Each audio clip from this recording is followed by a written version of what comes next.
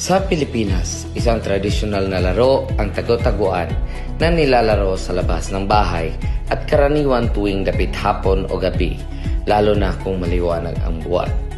Sa bersyong Pilipino, pumipili ang mga manlalaro ng base kung saan dito tatakpan ng taya ang kanyang mata sa pamamagitan ng braso, at kapag nakatakip na ang mata, ang taya ay kadalasang umaawit. Imbis na sabihin ang handa man kayo o hindi, nandito na ako.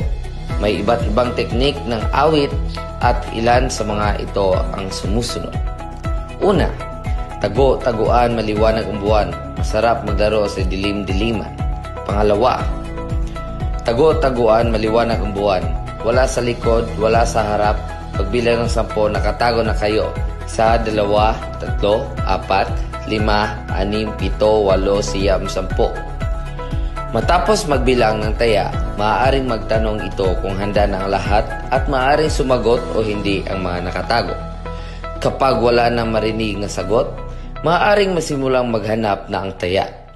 Kung makaiwas ang isang nakatago sa taya at di siya nakita nito, maaari siyang magpunta sa base o hawakan at ito sabihin nila, magsasabi sila save o ligtas.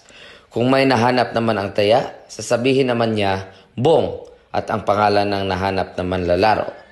Tapos mag-unahan sila sa base at kung sino ang hindi nakahawak sa base at hindi nasambit ang save, siya ang magiging sunod na taya. Okay.